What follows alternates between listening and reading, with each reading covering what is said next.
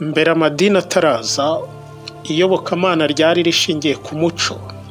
Ibyo abantu bakoraga byose babikoraga bazirikana kirazira n'indi migenzo yose ishingiye ku mana n'umuco. Ibi bigatuma abantu bakomeza kuba ku murongo umwe. Amadini aje yeretse abantu ko iyobokamana ari ikintu cyejejwe kandi twe turi abanyabyaha. Birangira gushaka Imana bitandukanijwe n'imibereho ya buri munsi. Abantu batangira kumva ko baba batunganye gusa mu gihe bari mu nsengero cyangwa mu bindi bikorwa bijyanye n'idini. Bumva ko mu mirimo yabo isanzwe umuntu ahari abatandukanijwe n'Imana. Ibi byagendeweho bihinduka umuco cyane mu madini ya Gikristo, aho bavuga ko umuntu ari ku murimo w'Imana igihe ari gusenga cyangwa mu yindi mirimo y'idini. Idini ni ikintu gifite imbaraga mu mibereho ya benshi kubera ko ryaje rishingira ku nkingi zikomeye z'ubuzima bwa muntu. Amadini avuga cyane ubugingo, akavuga cyane umwuka wera, kandi ibi ni ibice bikomeye by'ubuzima bwa muntu. Ibi byatumye abantu benshi bayayoboka kuko bumvaga ko bizabahesha ubuzima bwiza. Gusa nubwo ari uko bimeze, abantu dukwiye gushishoza. Yesu yavuze ko muzamenya ukuri, kandi nimukumenya kuzababatura. Ese uku kuri Yesu yavugaga ni ukuhe? Ngewe wumva ni Hakorimana Eliel. Wibuke gukora subscribe, ujye no muri comment utwereke ko udukurikiye. Ukuri Yesu yavugaga ni ukumenya kubaho, ukamenya imbaraga zibigenga n'amahame ubuzima bushingiyeho.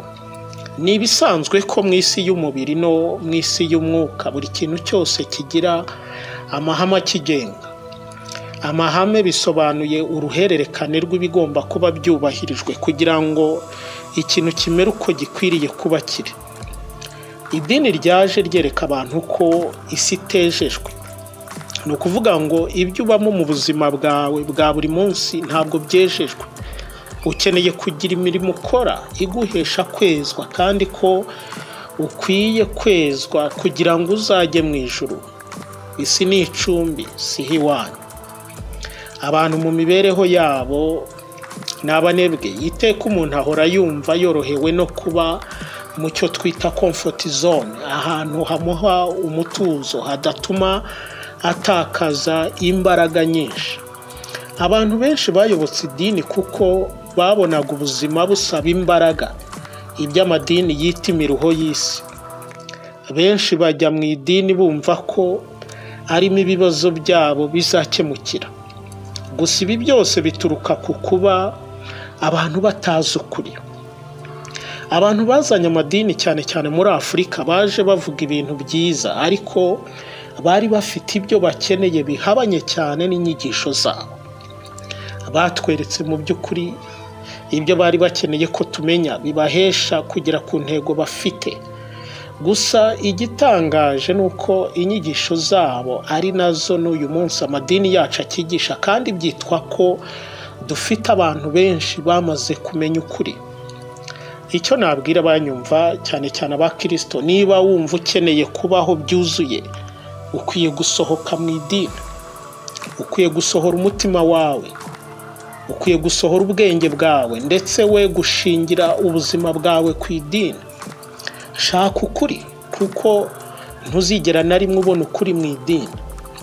Hari benshi bayobejwe n'amadini bata umurongo burundu kugera ku rwego gukora neza benshi batakibibasha bikomotse ku nyito z'amagambo amwe n'amwe.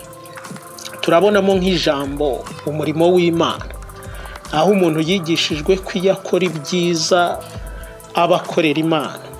Muri kamere muntu, umuntu arikunda mu rwego bimugora kumva ko ibyo akora yaba hari undi muntu abikorera utari we. Ariko uku ni nako kuri. Ibintu byose dusabwa gukora mu buzima, aho biva bikagera, nta kintu na kimwe dukorera abandi kidafite inyungu kuri twe. ibyo dukora byose naho byagirira abandi umumaro, inyungu zose nitwe ba mbere zigeraho mbere y'abandi. Iyo dukora ibyiza tuba twuzuza inshingano zacu ubwacu, tuba twikorera. Ibyo dukora byose dushobora kubona inyungu mu mafaranga, mu byishimo cyangwa mu bundi buryo ubwo ari bwo bwose butuma twumva tunyuzwe. Aha ndabwira unyumva, ikintu cyose ubona udafitemo inyungu kugikora ubuta umwanya. Iri jambo umurimo w'Imana rivugwa cyane mu bikorwa by'idini, kandi niwitegereza uzasanga byinshi muri ibyo bikorwa bidafite isano n'imwe mu kumenya Imana, ahubwo n'iby'idini ubwaryo. Byiswe gutya mu rwego rwo kumvisha abantu ko bakwiye gukorera idini kuko baba bakorera Imana. Ndagira ngo nereke abantu uburyo ibikorwa bimwe byagiye byitwa iby'Imana abantu batabasha kubibonamo inyungu zikwiriye, kuko babikora basa n'abahatiriza ku mpamvu z'uko batumva neza icyo bibamariye. Urugero nko gusenga. Iyo dusenga nitwe ubwacu dukeneye isengesho. Mu by'ukuri abantu mu buryo turemwemo nk'umubiri ntabwo twihagije. Hari aho tugomba kuvoma imbaraga, hari aho tuvoma ubuzima. Isengesho niyo network iduhuza n'isoko itugaburira ibiduhesha kubaho. Imana yirihagije, ntabwo ikeneye isengesho. Isengesho ni iryacu twebwe, kuko nitwe dukeneye gushyigikirwa. Iyo dusenga si umurimo w'Imana dukora, ahubwo turikorera ubwacu. Ibikorwa byinshi bigenda biteshwa agaciro mu bantu kubera ko batumva ko kubikora ari bo ubwabo bifitiye umumaro. Nkubwije ukuri, ubuzima kugira ngo bwuzure bwubakwa n'ibikorwa byinshi, kandi ibyo byose ni wowe ubwawe usabwa kubikora. Aha akaba ariho ukwiye guhera uhitamo ibigufitiye umumaro. Ibyo ubona bitakuzamura ukagenda ubishyira ku ruhande. Ukwiye kumenya ko waremewe kuzuza ubushake bw'Imana mu isi. Nukora ibyiza ntukabikore wumva ko hari undi ukorera, ahubwo wowe ubwawe ibyo ukora byose birakugarukira mu buryo runaka ukiri muzima. Irindi jambo rivugwa cyane ni ubugingo. Ubugingo ni ikintu amadini avuga cyane. Bavuga ko ukwiriye kuba mu idini kugira ngo uzabone ubugingo buhoraho. Ariko nyamara ubugingo ni ubuzima, imbaraga ziduhesha kubaho. Yewe na kano kanya wumva ibi urabyumva kuko ufite ubugingo. Ubugingo ni bwo buzima. Wifata ubugingo nk'ikintu kigenewe ikindi gihe cyangwa ahandi hantu, ahubwo iga kubwitaho kugira ngo bumererwe neza igihe ubufite. Bibiliya ivuga ko tudakwiriye kwiganyira ku by'ejo. Dukwiriye kwishimira ibyiza dufite tukabyitaho. Mu yandi magambo, ukubaho none nibyo bigena ejo hazaza. Ushobora kurangarira hazaza bikakwambura ibyishimo bya none, kandi n'ahazaza ntihazakubere heza. Irindi jambo ni ijuru. Ijuru abantu benshi bararitegereje, gusa benshi ntibazaribona kubera ubuyobe. Bararishaka nyamara ntacyo bariziho. Ntabwo Yesu yaje ngo tuzajye mu ijuru nk'uko bivugwa. Yesu yaje kugira ngo tubeho. Abantu benshi bazi ko isi ari icumbi. Bariho bumva ko isi ari iy'imiruho, ko bazabaho neza mu ijuru. Mu by'ukuri umugambi w'Imana ku muntu si ijuru nk'uko bivugwa. Iyi si uko uyireba kose, uko uyifata kose, Imana yakuzanye ngo uyibeho. Wabaho igihe gito cyangwa kirekire, umugambi w'Imana no kubaho mu isi. Abantu bareka ubunebwe, abantu bareka ubugwari, batinyuke kubaho. Tinyuka ubeho. Niwo mugambi w'Imana ku muntu. Isi ni icumbi niko bivugwa. ariko reka dutekereze gato. Umuntu ni ikiremwa cy'umwuka cyambaye umubiri, ariko Imana irema umuntu, umugambi wayo wari uko umuntu abaho mu isi. Gusa kubera icyaha hajeho urupfu rutuma umuntu atabasha kubaho iteka nk'uko byagombaga kugenda. Ariko umugambi w'Imana ntabwo wahindutse, ni nacyo cyazanye Yesu kugira ngo urupfu rwe kuba kirogoya ku mugambi w'Imana, ahubwo ruhinduke inzira yo kubaho ku iteka. Ariko ntibisobanuye ko ubuzima bwo mu isi bwataye agaciro. Ikigora abantu ni ukwemera ukuri, kwemera uko ibintu bimeze. Umuntu ikimushimisha ni uko yakabayeho iteka. Ndagira ngo umenye neza ko mu byo utunze byose nta kintu na kimwe Imana iha agaciro nko kuba uriho. Ubuzima bwawe ni ubw'agaciro mu maso y'Imana. Imana izi neza ko ubuzima ari ikintu cy'agaciro ku muntu. Ni nayo mpamvu ibyago byinshi ibidukiza tutabizi, kuko yo isobanukiwe neza impamvu turiho. Abantu nibakanguke bamenye impamvu bariho, bashikame mu buzima, be gushyira umutima ku by'ahazaza ngo bibagirwe ko bariho. Shyira umutima ku byo ukora none, ibyo ni byo biguha icyo uzaba cyo mu hazaza.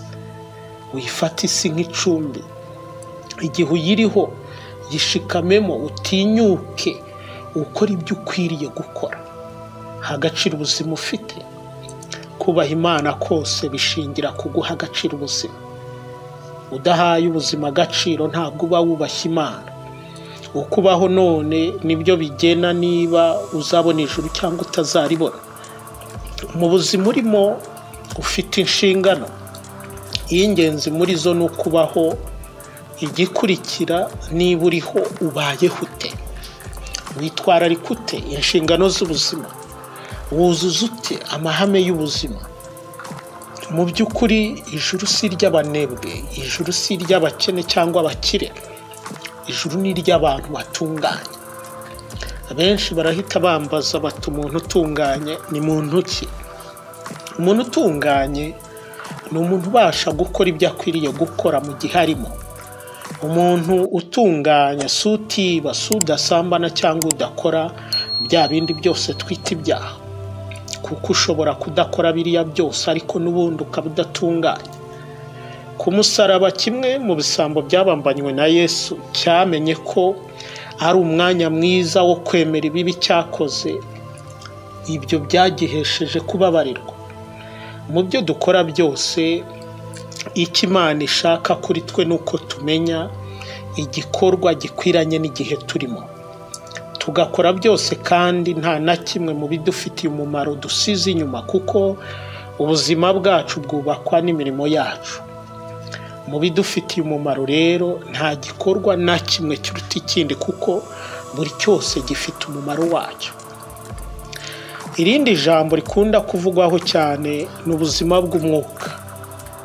Iyi ni ingingo amadini ashingiyeho, ariko igitangaje ni uko bigoranye cyane ku banyamadini gushyikira ipfundo ry'umwuka w'Imana. Impamvu bigoye abanyamadini ni uko mu by'ukuri idini itaje ari kigambiriye. Amadini yaje yiyitirira umwuka w'Imana atari cyo kiyagenza. Iyi ni impamvu ikomeye ituma abanyamadini batabasha gushyikiriza imbaraga ku buryo bwuzuye. Ubaye ubishidikanyaho, reba ibyaremwe byose urebe uburyo bingana. Abantu turi amoko menshi kandi umuremyi wacu ni umwe. Birashoboka wenda ko abantu batakumva Imana kimwe bitewe n'aho bakomoka, ariko se ni gute abantu bafite umuco umwe bavuga Imana imwe, bakayisoma mu gitabo kimwe, ariko bakagira amadini atandukanye?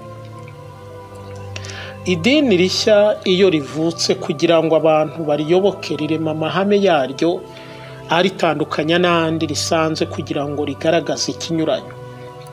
Abayoboka ayo madini bo ntibaba basobanukiwe neza inkomoko y'ayo mahame, bigatuma benshi bayagira ikintu gikomeye badashobora kunyuranya nacyo, ndetse bakumva ko kubaha ayo mahame ari ukubaha Imana. Mu by'ukuri ishingiro ry'amadini ni ikintu gitoya cyane kitakabaye gihabwa agaciro nk'ako gifite, ariko kuko abantu nta kundi kuri bafite, uje ababwira ko avuga ukuri kumwemera biroroha cyane. Ndabwira wowe unyumva ko mu isi igifite agaciro si uri we cyangwa uruhande uhagazeho, ahubwo igifite agaciro ni ukugera ku ntsinzi yawe mu buzima. Intsinzi ni ukugera ku ntego. Mu mibereho y'abantu twese mu byo dukora byose tuba dushakisha uko twagera ku butungane. Ibyo dukora byose tuba dushaka kubyaza umusaruro ubushobozi bwacu ku gipimo gisumba ikindi gipimo umuntu yabasha kugeraho. Ikintu cyose kidafite intambwe kitwungura kuri iyi ntumbero ntigikwiriye gutwara umwanya wacu. Ni ukuvuga ngo ikintu umuntu akwiriye kurwana nacyo mu buzima ni ukwi-explora, kwishakisha, akimenya byimbitse, akamenya imbaraga n'ubushobozi afite, yarangiza akabigaragariza mu byo akora. Ukagaragaza icyo ushoboye nk'umuntu mu buzima, ukerekana ibyiza ubasha kurema mu mibereho y'abantu, ukiyinjiramo bwawe, ukagera ku bushobozi bwawe bwa nyuma burema iby'agaciro mu bantu. Imana irera, iraboneye kandi iratungana. Gutungana kw'Imana ntigushingira ku kudakora ibyaha. Ukwiri nicyo gipimo gishyitse umuntu akwiriye kwigiraho kubaho. Gutungana kw'Imana bisobanuye ko iri ku rwego rwuzuye, ku gipimo gisumba ibindi. Niyo rugero rwiza rw'icyitegererezo, niyo mpamvu idahinduka, kuko nta rundi rugero rwo gutungana rubaho ruhabanye n'ukwiri. Ukwiri nuko biruzuye. Ku muntu kugera ku ntsinzi bituruka ku kuba hari amakosa wabashije kwirinda kuva ku ntangiriro kugera ku musozo w'urugendo rwawe.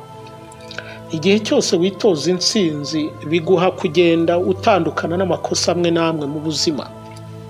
Ibu bishobozwa no kuba ugenda uhinduka mu myumvire. Uko ugera ku rwego rwisumbuyeho bituma hari ibintu bigenda bitakaza agaciro kuri wowe. Intumbero zawe nizo ziba zikuyobora. Gutungana k'umuntu ni ukugera ku rwego rwa nyuma rw'imibereho nk'umuntu yabasha kugeraho. Mvuze ibi ndabizi mba nzanye impaka mu bantu, kuko abantu tubarira urwego rw'imibereho mu mafaranga. Nibyo, amafaranga ni ikintu cy'ingenzi, ariko ni igice kimwe muri byinshi byerekana ubutungane bwa muntu. Ubutungane bisobanuye kubasha gukoresha imbaraga cyangwa ubushobozi bwose Imana yashyize muri wowe, harimo ubwenge, ubuhanga n'ubumenyi. Muri make impano zose waremanywe, buri mpano yose ukayikoresha mu buryo buyikwiriye. Imbaraga z'umwuka n'ubushobozi Imana yaduhaye ntibigarukira mu bushobozi gusa, ahubwo izi mbaraga ni Imana ubwayo muri twe. Izi mbaraga n'ubushobozi n'ubwenge ni impano Imana yadushyizemo yo kumenya byose, tukagira ubushobozi bwo gushyira ikintu cyose mu mwanya gikwiye kubamo. Wowe unyumva, tekereza kuri ibi bintu. Kanguka, Imana ni byose. Ibi bisobanuye ko ubushobozi bwawe butagarukira aho uri gusa. Fungura amaso y'ubwonko bwawe urebe kure. Witegure kwakira ibishya. Ubumenyi bubitse ukuri burahari bwinshi, kandi ukumenya ukuri uzajya urushaho kubohoka, kandi nubohoka uzaba ugana mu buzima. Abantu dukwiriye kuva mu bigare. Igihe turimo si igihe cyo gukurikira abandi, turi mu gihe umuntu akeneye kubaho yubakitse, ubuzima bwe bwubakiye ku nkingi zikomeye. N'ibitabo ko uzisanga warasigaye, kuko abantu ntibakigira urukundo. Benshi dukurikira baba bagambiriye kudukoresha mu nyungu zabo.